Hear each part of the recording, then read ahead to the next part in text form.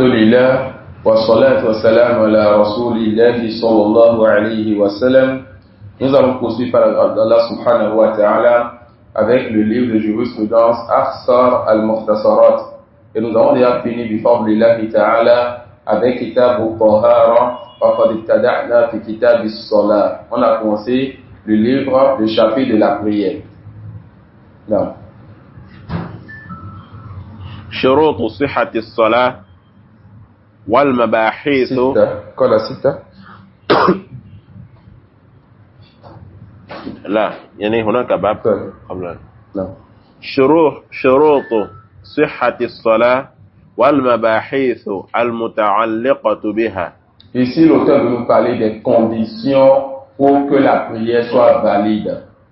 Les conditions pour que la prière de quelqu'un soit valide. Non. شروط صحة الصلاة ستة. Non.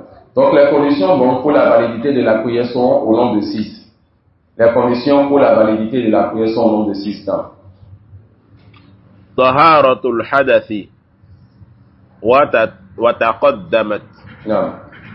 Le cheikh ici, dans Akhsar al-Mukhtasarat, il a cité quoi? Il a cité 6 conditions. Il a cité 6 conditions.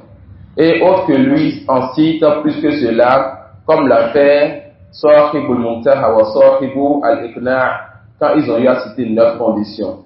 D'accord? Comme l'a fait Sahib al-Muntaha wa Sahib al-Iqna' qui sont deux grands livres chez les Hanabila et c'est les livres, n'est-ce pas, c'est les derniers livres chez les Hanabila. Al-Muntaha al-Iradat wa al-Iqna'. Et Allah nous a facilité d'avoir ces deux livres-là avec la meilleure explication pour chacun de ces livres. Et la meilleure explication pour chacun de ces livres, c'est l'explication de l'imam Al-Buhuti. Al-Buhuti qui est l'imam de Hanabila à notre époque.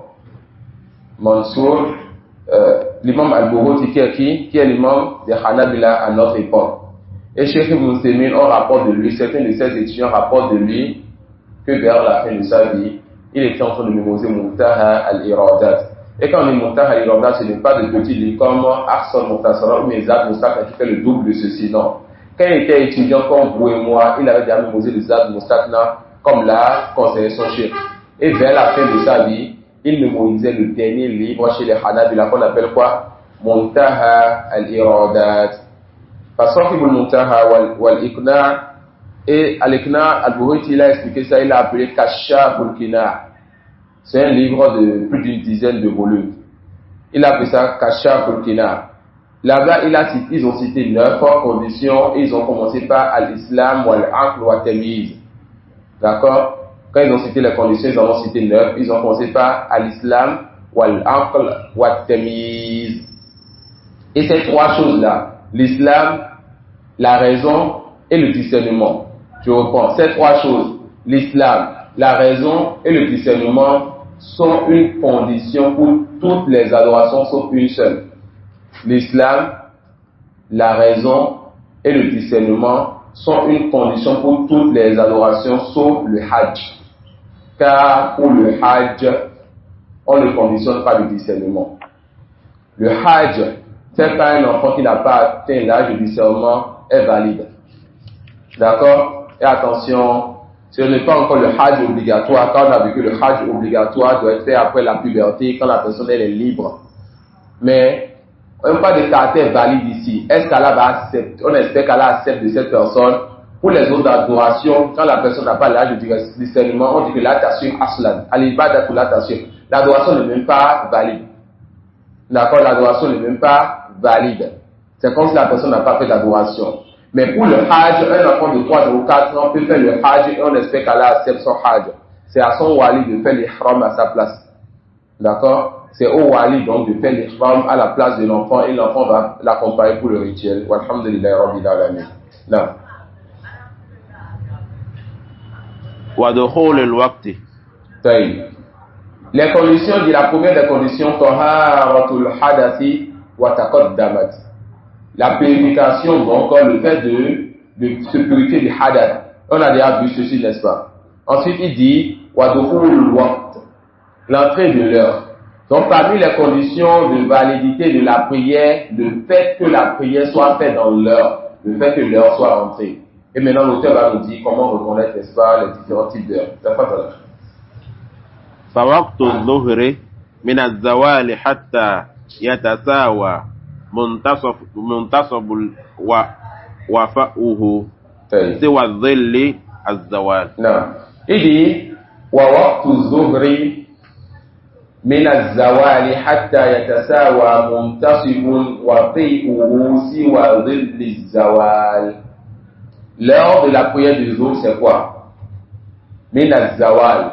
C'est après donc que le soleil vient au zénith. Lorsque le soleil est ardent et est au beau milieu du ciel. D'accord? Comment c'est que l'heure de la prière du jour est entrée? C'est à partir du moment où le soleil est au beau milieu du ciel. Le soleil, comment le dit, le soleil est au zénith. D'accord? Et hatta yatasawa muntasibin wa fi'uhu siwa dhilli zawal. Il a donné l'intervalle de l'heure du jour. L'heure du jour commence quand? On a dit quand le soleil est quoi? Au zénith. Mais attention, comment on va remarquer que le soleil est au zénith en regardant le nombre des choses? Les ombres disparaissent sauf une petite partie. Lorsque le soleil est au zénith, plus rien sur terre n'a d'ombre, sauf une petite partie. Yani, l'ombre sort petitement et n'est pas alors long comme on le connaît.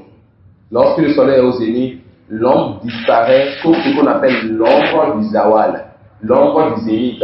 C'est un peu d'ombre que nous remarquons pour les choses. D'accord? Alors les savants disent, alors si c'est qu'on avait implanté quelque chose, et prêtez attention à ma parole, les savants disent, si c'est qu'on avait implanté quelque chose comme un bâton, on verra donc que le bâton n'a plus d'ombre, sauf une petite partie qu'on appelle l'ombre du zawal. D'accord? Et on va revenir alors à quelque chose que qu'on a eu à apprendre quelques jours avant le voyage pour venir au Bénin. Quand il y a un Ivoirien qui fait le prêche sur TikTok, qui a rapporté du prophète sallallahu alayhi wa sallam que le prophète aurait demandé aux gens de se coucher afin de pouvoir, ils se couchent et ensuite leur taille, ils connaissent, il va mettre peut-être dans la vidéo, quelqu'un s'est couché, il mettait quelque chose comme un livre pour délimiter la personne pour connaître sa taille. Ensuite, il doit la personne de se lever. Donc, il va maintenant, en fonction de l'étendue de l'ombre de la personne, voici l'heure du hanse rentrait ou pas, et lui rapporte cela du prophète sallallahu alayhi wa sallam, et on lui dira, le prophète n'a jamais rapporté cela. D'accord? Et apparemment, c'est quelque chose qui est répandu en Côte d'Ivoire, où les gens, pour connaître l'entrée de l'heure, ils prennent leur taille, et après ils vont voir si l'ombre a atteint leur taille, afin de savoir, comme on va tout à l'heure, si l'heure de hanse est rentrée ou pas. D'accord? Celui qui rapporte cela du prophète sallallahu alayhi wa sallam, on dit que le prophète n'a jamais rapporté cela. Bon, ça c'est une erreur. Non, les savants peuvent donner certaines façons de pouvoir connaître son nombre et tout. Mais nous, on n'a pas le droit de dire que c'est le prophète sallallahu alayhi wa sallam qui a dit cela. Vous avez compris ceci? Oui.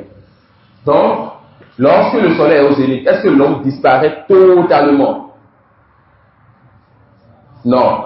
Il y a une petite partie qui reste, qu'on appelle comment? Fei ou zawal. L'ombre du zawal. Le zawal, c'est quoi? Lorsque le soleil est au zénith et que les ombres devraient tous disparaître. Donc, gardez alors ceci dans votre tête, le fait ou zawal, ne l'oubliez pas. Il dit, فَوَقْتُ الظُّهْرِ مِنَ الزَّوَالِ حَتَّى يَتَسَاوَى مُنْتَصِفٌ وَفِيهُ سِوَى ظِلِّ الزَّوَالِ. Donc, lorsque les ombres disparaissent et qu'on n'a que la petite partie qu'on appelle fait ou zawal, l'heure du jour est rentrée. Quand est-ce que l'heure du jour va sortir? Lorsque chaque chose fera sa taille. Lorsque l'ombre fera la taille de la chose. D'accord? Lorsque l'ombre fera la taille de la chose, c'est fini? Plus fait ou zawal. Plus l'ombre du zawal qu'on avait gardé. Alors là, on peut faire des mathématiques. Au zénith, l'ombre de toute chose disparaît, sauf l'ombre de zawal. L'ombre de zawal, là, gardez ça dans vos mémoires. On va l'ajouter chaque fois qu'on parle du jour maintenant. Donc l'heure du jour est rentrée quand tout ombre va disparaître sauf l'ombre du zawal. L'heure du jour va sortir lorsque la taille de l'ombre de quelque chose fera la taille de la chose. La taille de l'ombre fait la taille de la chose. Plus quoi? Plus l'ombre du zawal. Donc si quelqu'un, sa taille c'est ceci, et que la personne a vu que à 15h40, son nombre a fait cette taille, est-ce que le jour est sorti? La réponse non. Mais lorsqu'on verra que va s'ajouter maintenant à la taille de son nombre, sa taille va s'ajouter le nombre qu'elle fait au zawal, on dit l'heure du jour est sorti, on est rentré dans l'heure. On a compris ça? Ça fait de là. ويليه المختار للعصر حتى يصير ظل كل شيء مثليه. Le soleil, quand ça vient au zénith, il fait quoi? Il est en train de circuler vers son coucher, vers le Maghrib. D'accord? Le Maghrib, c'est l'ouest, n'est-ce pas? C'est en train d'aller vers l'ouest. Maintenant, lorsque la taille de l'ombre fait la taille de la personne plus l'ombre qu'on appelle fait Uzawa, l'ombre du zénith, ce qui était resté en temps et qu'on a peut-être mesuré, et ce n'est pas le prophète 60 qui a demandé de faire ça. D'accord, ça c'est les efforts des savants, pas le prophète 60 qui a dit ça dans un hadith. L'heure du 11 est rentrée alors. Quand est-ce que l'heure du 11 va sortir? Lorsque la taille de quelque chose fera donc 2 fois la taille de la chose. Yani, lorsque la taille de l'ombre fera 2 fois la taille de la chose, alors l'heure du 11 est sortie. Quand est-ce que l'heure du 11 sort? Lorsque la taille de l'ombre fera 2 fois la taille de la personne. On a compris ça? Ça sort.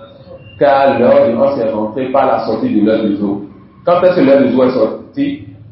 Lorsque la taille de l'ombre a fait la taille de la personne plus fait ou zawal. Donc en même temps le 11 est venu. Donc le 11 est venu quand? Le 11 rentre lorsque la taille de l'ombre fait la taille de la personne plus fait ou zawal. La sortie du jour égale à l'entrée de 11. Ça peut aller. Maintenant quand est-ce que le 11 sort? Le mazhab chez les Hanabila, c'est que le 11 va sortir lorsque la taille de l'ombre fera 2 fois la taille de la personne et il se multiplie plus le nombre du zawal. D'accord? 2 fois la taille de l'ombre fait 2 fois la taille de la personne, on dit tout simplement que l'heure du 11 est sortie. On a compris ça? Ça y est. Ça c'est le mazhab chez les Hanabila. Un deuxième avis est de dire que l'heure du 11 va sortir. On avait dit quoi dans les assises précédentes? Quand c'est l'heure du 11 sort? On avait déjà dit ça ici. Je sais qu'on va. Non. Vous avez raison. Le 11 à 2 heures. D'accord? Le 11 à 2 heures. Al-Waqtul Mukhtar wa Waqtul Darura. Al-Waqtul Mukhtar wa Waqtul Darura. L'heure où il est alors conseillé de prier et l'heure où la prière est valide sans péché seulement en cas d'excuse.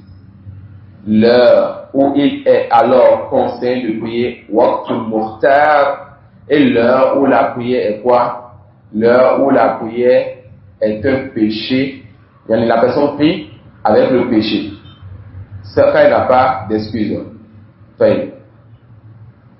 Le Waqtul Mukhtar, c'est ça qu'on a vu maintenant chez les Hanabila. Et c'est quoi?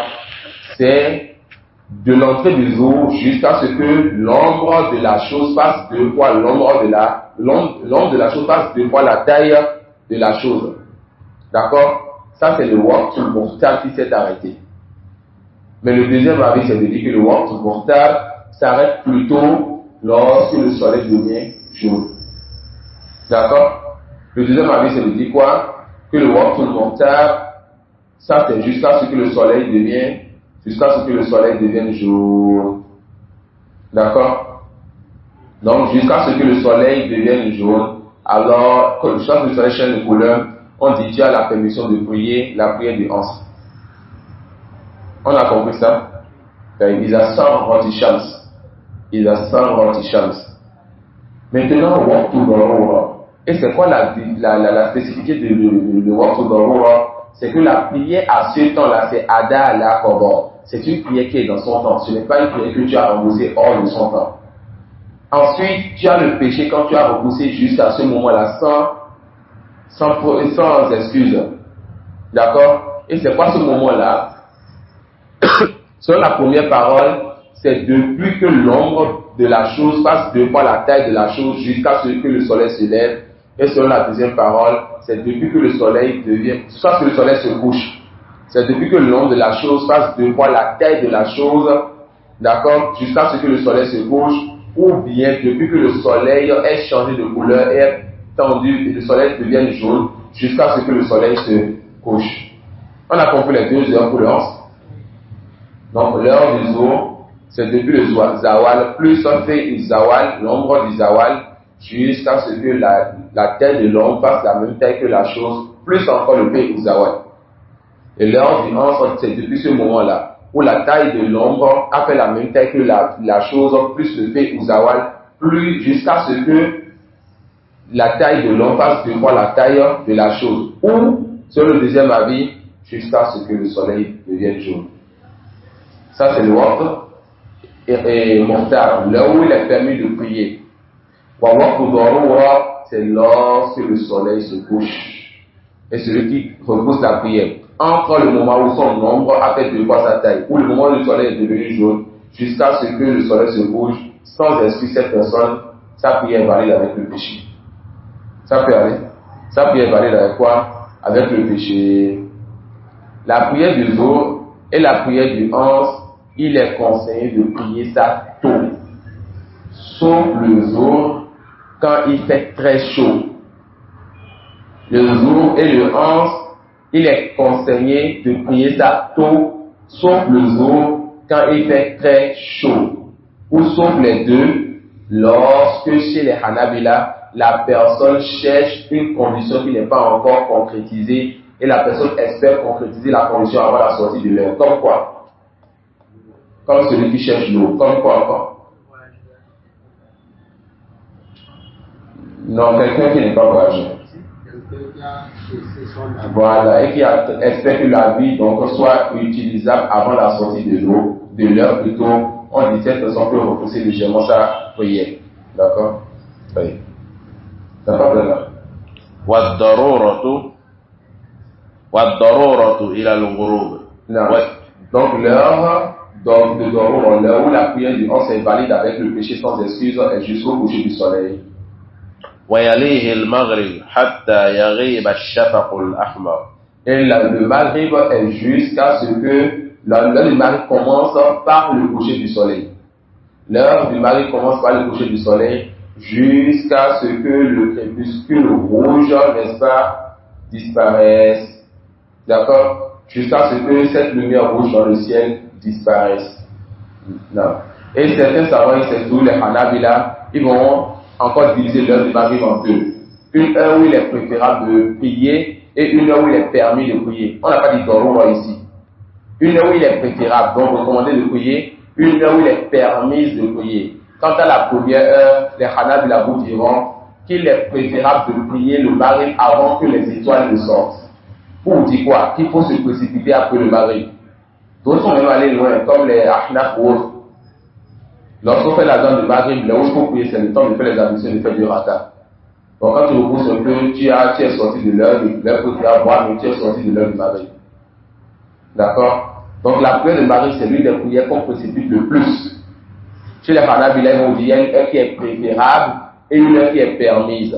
Quant à l'heure qui est préférable, c'est avant que les étoiles ne sortent. Et quant à l'heure qui est permise, c'est jusqu'à ce que l'heure de l'Aïcha vienne. D'accord? C'est jusqu'à ce que l'heure de l'Aïcha vienne. Et on comprend alors donc que le jour, le 11 et le Maghrib, il est conseillé de prier ça tôt. ويليه المختار للعشاء إلى ثلث الليل الأول. Ensuite, après donc le Maghrib, lorsque le Maghrib sort, l'Aïcha rentre. D'accord? Comment le Maghrib sort? Comment le Maghrib sort? Et ça? Lorsque le crépuscule rouge disparaît. Lorsque le crépuscule rouge disparaît. C'est-à-dire, le ciel est devenu totalement noir.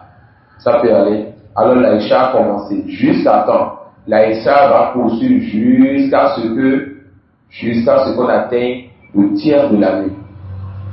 D'accord? La Isha, c'est jusqu'au tiers de la nuit. Et la deuxième parole, c'est jusqu'à quoi? Jusqu'à la moitié de la nuit. Mais le Maghrib, c'est quoi? Jusqu'au tiers de la nuit. La nuit commence quand? Non. La nuit commence donc avec le Maghrib. La nuit commence avec le Maghrib. Et en islam, entre la nuit et le jour, lequel vient en premier? Non. La nuit vient avant le jour. D'accord? En islam, la nuit vient avant le jour. Ça peut aller. Donc la Isha aussi a 2 heures. Al-Waqtul Mukhtar wa Waqtul Darura. Waqtul Mukhtar, c'est l'heure où tu as la permission donc de prier sans avoir de péché quand tu n'as pas d'excuse. Et c'est depuis donc que les crépuscules rouges disparaissent jusqu'au tiers de la nuit. Jusqu'à quoi? Jusqu'au tiers de la nuit. Et on a dit que pour le Zohr, le Asr, le Maghrib, il est recommandé de prier tôt. Et pour la Isha c'est le contraire. Plus tu repousses, mieux cela est.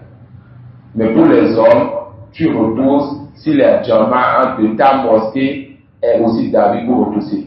Comme, n'est-ce pas, un chef qui a son institution mercaise et qui dit nous dans notre mosquée, on va prier à 23h30, un peu avant le tiers de la nuit selon le pays. Alors, cette jama'a n'a pas le choix. C'est le directeur qui a décidé de l'heure. Ça peut aller. Donc le mieux c'est quoi? C'est de repousser. La femme, elle repousse quand elle sait qu'elle peut prier avant que l'heure ne sorte, avant de dormir.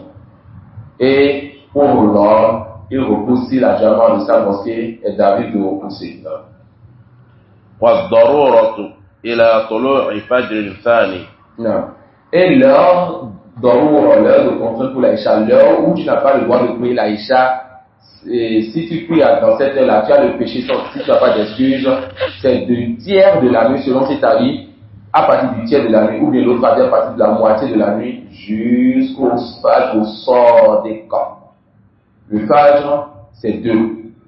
Il y a un premier ombre qui vient, et la lumière ne s'étend pas trop et ça disparaît. Il y a un deuxième Fajr qui vient par la suite, et lui, la lumière s'étend, et ça ne disparaît plus. C'est ça le Fajr là que nous considérons pour nos prières. D'accord? Le premier, c'est le Fajr Kadhib. Celui-là n'est pas véridique. Le deuxième, c'est le Fajr Sadiq. Le Fajr Thani, le deuxième Fajr, c'est ça que nous considérons. Donc, l'heure de la Isha, Darura, c'est le tiers ou la moitié de la nuit jusqu'au Fajr Sadiq. D'accord? Jusqu'au Fajr Sadiq. Non. ويليه الفجر إلى الشروق. Non. Ensuite, après la Isha, on a la prière du Fajr jusqu'à ce que le soleil se lève. On a la prière du Fajr jusqu'à ce que le soleil se lève. Mais quand quelqu'un a déjà prié le Fajr, cette personne lui est interdit maintenant de prier jusqu'à ce que le soleil se lève. D'accord? Donc, celui qui a fait la prière du Fajr, cette personne ne prie plus jusqu'à ce que le soleil se lève, sauf une prière qui a une raison. Comme qu'on appelle Salat Istikhara ou autre dans ce sens, ou bien Tahiyat al-Masjid, ou bien quelqu'un qui n'a pas fait les 2 rakas avant le Fajr et cette personne a la permission de le faire après le Fajr ne pas prendre cela pour l'habitude. D'accord? Non. Voilà pourquoi les Hanafi nous diront carrément que quand le Fajr entre, il est interdit de prier jusqu'au jour plus sur le temps qu'on nous demande. Il est interdit de prier chez eux. Alors chez eux, comment on va faire pour les 2 rakas avant le Fajr et pour les 2 rakas du Fajr? Il faut dire que ça, c'est des exceptions. Donc l'heure là, c'est une heure où il est interdit de prier chez les Hanabila, à l'exception de ces 4 rakas là. Les 2 avant le Fajr, les 2 du Fajr. Vous avez compris? Non. Et d'autres savants vous diront non. L'interdiction vient quand tu as fait le salam pour ton Fajr. Quand tu as fait la prière du Fajr, c'est fini. Tout le reste du temps, même si c'est 20 minutes, 30 minutes, 40 minutes, il est interdit de prier. Mais les Hanabila disent depuis que le Fajr est rentré jusqu'à ce que le soleil se lève et que une dizaine de minutes passent, il est interdit de prier, sauf l'exception de ces 2 rakas. Il y a une question qui sort. Après le Fajr, c'est pendant que dans la mosquée, je prie comme je prie à 5h40. Et là, je suis réveillé à 5h45 comme ça. Et ça, tu n'avais pas fait le prix. Tu n'as pas fait le oui, c'est une prière pour la nuit. Et lorsque la personne n'a pas fait ça dans la nuit, la personne fait ça en journée, mais 2 rakas. Cette personne n'a plutôt patienter le jour et elle fait 2 rakas, Inch'Allah. Le 8 heures de la nuit, elle fait 2 rakas en journée. D'accord. Mais cette personne peut prier les 2 rakas avant le Fajr, ensuite prier le Fajr, puis qu'elle a déjà raté la Jama'a. Donc elle prie les 2 rakas avant le Fajr, elle prie le Fajr, et après le jour, elle fait 2 rakas pour le witr. Elle n'a pas encore prié dans la mosquée, elle fait les 2 rakas pour le Fajr, elle fait le Fajr, elle fait les 2 rakas de la journée chaque. D'accord. Non. L'heure de l'entrée du Fajr n'est pas forcément coïncidée avec la sortie de l'Isha. L'heure de l'entrée du Fajr, c'est la sortie de la Isha à Borouriya. Quand la Isha, c'est le 2 types. Un où tu as l'impression de prier sans péché, c'est de la sortie du Maghrib jusqu'au tiers ou bien à la moitié de la nuit. Et un deuxième qui commence à ce moment jusqu'à ce que le Fajr entre. Non. Et ce moment, quand tu pries sans excuse, tu as le péché, ta prière est validée dans l'heure. Donc la Isha, c'est comme si ça commence lorsque le mari sort jusqu'au Fajr. Mais il y a une partie où tu n'as pas de péché, une partie quand tu as le péché sans excuse. Non. Une autre question? Comment